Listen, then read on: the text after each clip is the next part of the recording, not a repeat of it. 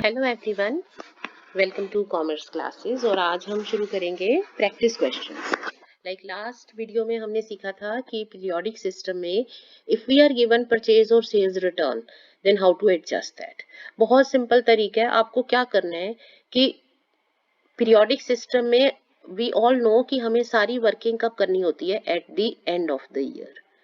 ठीक है ना, eight the end of the accounting period हम सारी वर्किंग करते हैं। उसी टाइम पे हम अपनी परचेज के लॉट्स को लिखते हैं, वहीं हम क्लोजिंग स्टॉक मेजर करते हैं, यूनिट सोल्ड कैलकुलेट करते हैं and accordingly we value them at some suitable prices. जो भी मेथड फॉलो कर रहे हैं, तो हमें क्या करना है, will simply adjust purchase and sales returns.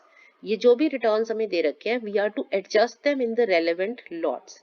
तो जो भी आपके परचेज के लॉट हैं उनमें से परचेज रिटर्न माइनस कर दो, जो आपके सेल के लॉट्स हैं उसमें से सेल्स रिटर्न माइनस कर दो। तो रादर देन कि हम क्वेश्चन के बीच में कहीं एडजस्टमेंट करें, हम पूरा क्वेश्चन ही रिवाइज कर देते हैं। So you just revise all the lots, you just revise the unit sold and accordingly अब जो आपका रिवाइज्ड क्वेश्चन है उसी को आपको सॉल्व करना है। यही आपकी इसकी एडजस्टमेंट होती है।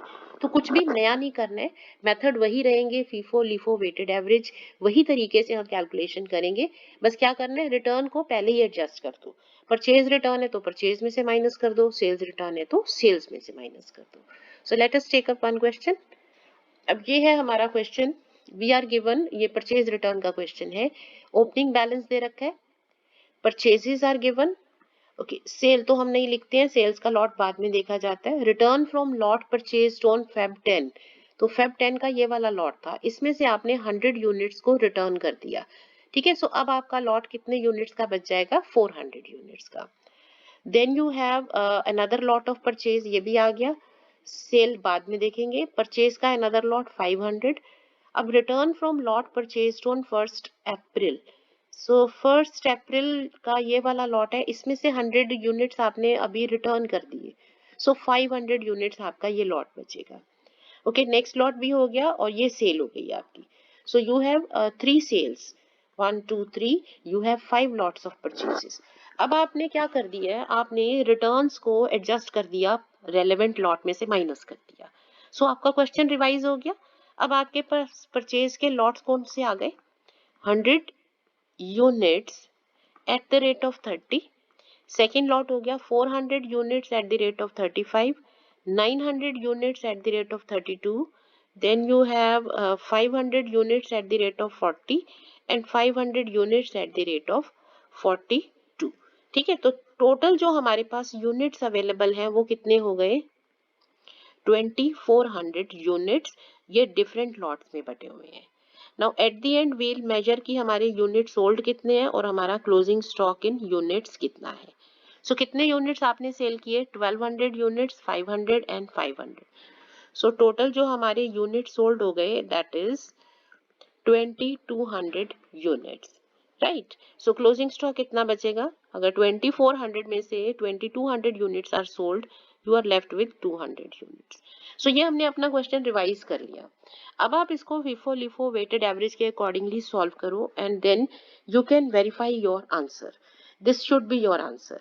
ठीक है, अब इसको हम नेक्स्ट में समझ लेते हैं।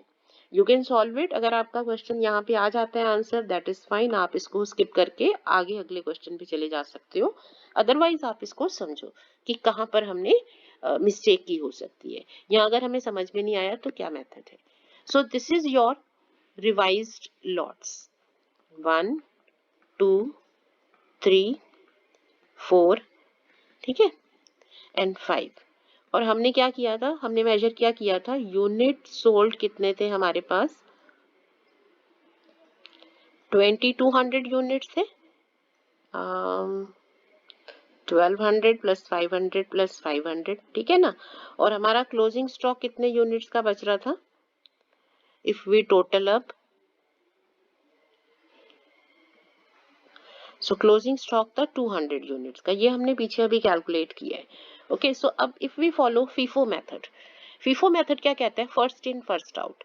सो ये जो सेल हो रही है ना, ये सारे आपके जो यूनिट शुरू में आए उनमें से सेल होगी, और जो क्लोजिंग स्टॉक है वो कहाँ से बचेगा, लेटेस्ट लॉट। सो आपका जो लेटेस्ट लॉट है वो है ये 500 units at the rate of 42। So इसमें से 200 units at the rate of 42 will be left with you as a closing stock. So इस लॉट में से भी if you are left with 200, so you must have sold 300 units.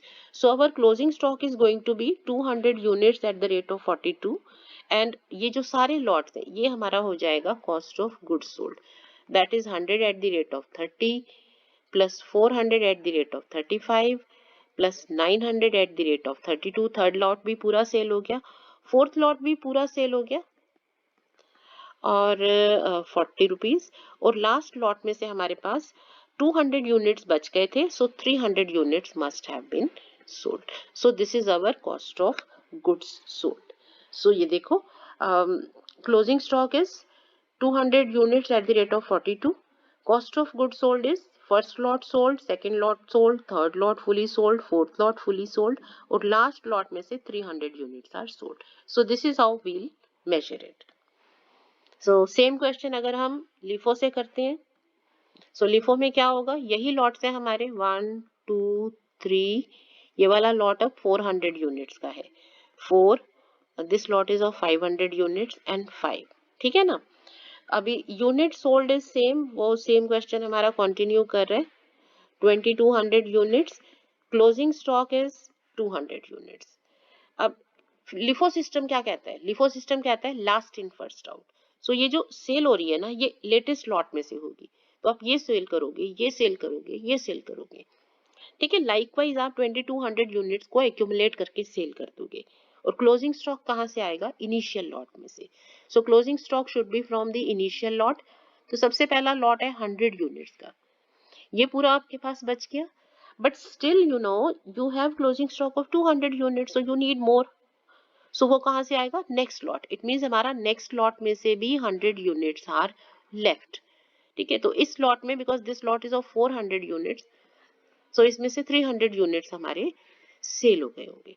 So this is our closing stock and all this is our cost of goods sold. So cost of goods sold क्या होगी, from second lot we have sold 300 units, ये second lot था 400 units का, 100 इसमें से left हो गया था, क्लोजिंग स्टॉक था, सो 300 की सेल हो गई, प्लस 900 यूनिट्स पूरे सेल हो गए, plus next lot 500 units of 42 sale हो गया, और ये वाला लॉट भी 500 यूनिट्स इंटू 42 सेल हो गया. ये हो गया कॉस्ट ऑफ गुड्स सोल्ड. और क्लोजिंग स्टॉक क्या था, फर्स्ट लॉट पूरा और सेकंड लॉट में से भी 100 यूनिट्स. ये this is your closing stock, this is how you make it. So ये आ जाएगा क्लोजिंग स्टॉक की value, and this is your cost of goods sold. Same question if we are working under wave system. Question हमारा यही था, ये देखो ये हमने रिवाइज कर लिए थे लॉट्स. ठीक है. सो 1 2 3 4 5, बट वेव सिस्टम क्या कहता है, वेव सिस्टम कहता है कि we are not to look into lots, हम इन लॉट्स को बंडल अप कर देते हैं. So you collect them all and you make one bundle of all 2400 units. So it says कि एक वेटेड एवरेज प्राइस कैलकुलेट करो. सो सारे यूनिट्स को कंसीडर करो. नेक्स्ट हो गया.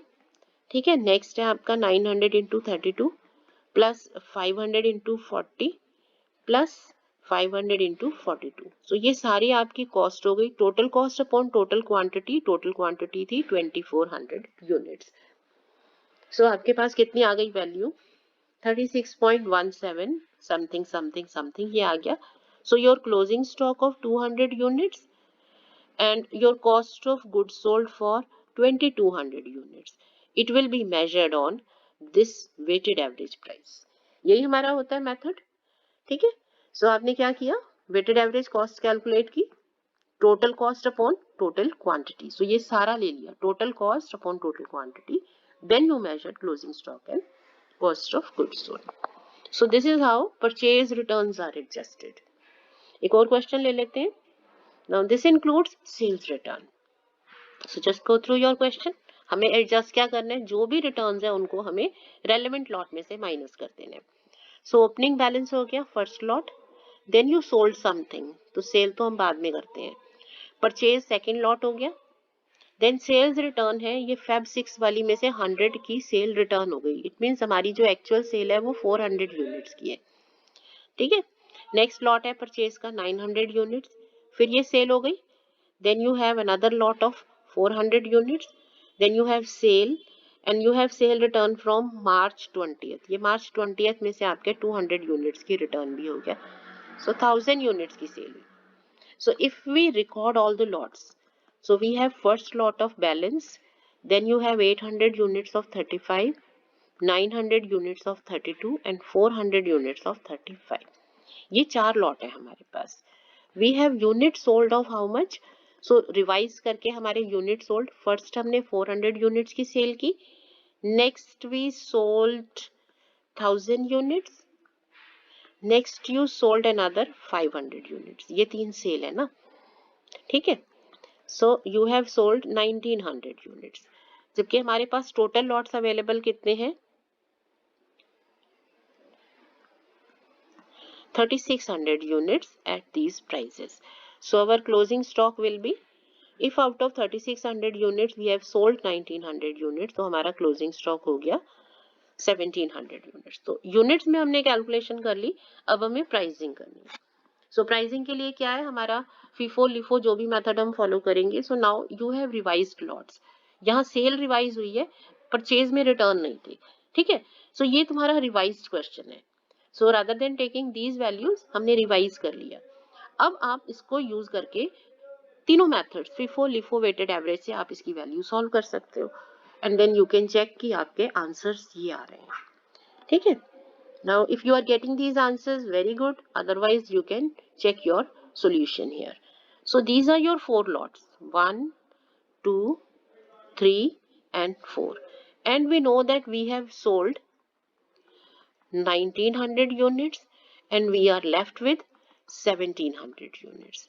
So if we are following FIFO approach, तो FIFO approach क्या कहती है कि first in first out, तो सेल होगी इनिशियल लॉट्स में से, क्लोजिंग स्टॉक बचेगा लेटेस्ट लॉट में से. सो ये 1700 यूनिट कहाँ से आएंगे? सबसे पहला जो लेटेस्ट लॉट है वो है 400 unit, so this is left with you. But ये तो 400 ही है, हमारे पास तो 1700 यूनिट्स बच रहे हैं. It means this lot is also left, that is 900 units, so this is also a part of closing stock. But यहाँ पर क्या हुआ, आपके पास 1300 यूनिट्स बने, बट हमें कितने चाहिए? 17. दैट मीन्स 400 यूनिट्स अभी और चाहिए. इट मीन्स इस लॉट में से 400 यूनिट्स का क्लोजिंग स्टॉक बच गया, because this lot was of 800 in all, so 400 closing में बच गए, तो 400 must have been sold.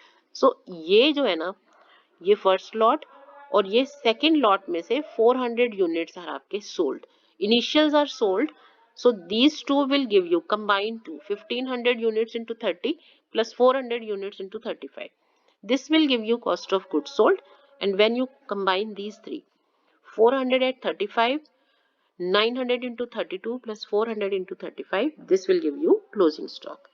So यही है, initial units are sold, so cost of goods sold is taken from initial very first lot and then next, and likewise we move on.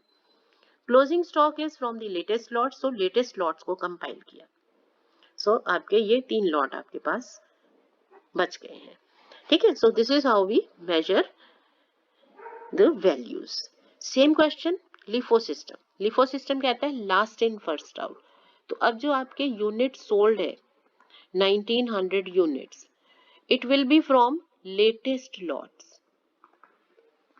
Last in first out, जो last में आया उसे पहले cell करना है, और जो क्लोजिंग स्टॉक है it will be from initial lots. So closing stock है 1700 यूनिट्स, तो सबसे पहला आपका कौन सा लॉट बचेगा? पहले वाला. देन इस लॉट में से we will say, because we need a total of 1700 units, ठीक है. सो 200 यूनिट्स आपका क्लोजिंग स्टॉक हो गया, और इसमें से बाकी के 600 यूनिट्स आपके सेल हो गए होंगे. So your closing stock is this much, 1500 into 30 plus next वाले में से 35, whereas your cost of goods sold will be your latest lot. So you have sold this lot completely, you have sold next lot completely, और इस lot में से आपके 200 वर left, that means 600 units की cell हुई होगी. सो ये आ जाएगा आपका कॉस्ट ऑफ गुड्स सोल्ड, ठीक है ना. So latest lots are sold and initial lots शुरू के लॉट्स आपके बच जाते हैं। Now if we solve same question using weighted average method, तो वेटेड एवरेज मेथड कहता है कि ये जो लॉट्स हैं हमारे पास, we are not to keep them separate, हमें एवरेज आउट कर देना है, we are to bundle them together. So आप यहाँ पर क्या करते हो, टोटल कॉस्ट कैलकुलेट करते हो और टोटल क्वांटिटी लेते हो।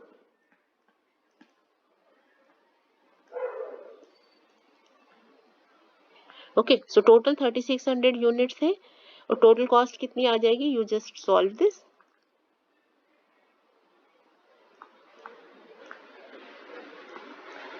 All right, so this is your total cost. Now you calculate weighted average price. So this weighted average price will be the base for all calculation. So ये आपने weighted average price calculate कर लिया।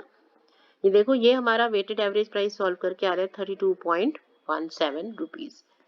So use this for valuation of closing stock or for cost of goods sold. So you are just to take the units, closing stock 1700 units at this price. बस ये याद रखना, जो आपके fractions हैं वो पूरे यूज करने हैं, and this will be your cost of goods sold. So I hope आपको रिटर्न्स का एडजस्टमेंट समझ में आ गया है under periodic system. So that is it for the day, thank you, and next time we will be working on perpetual system. Thanks.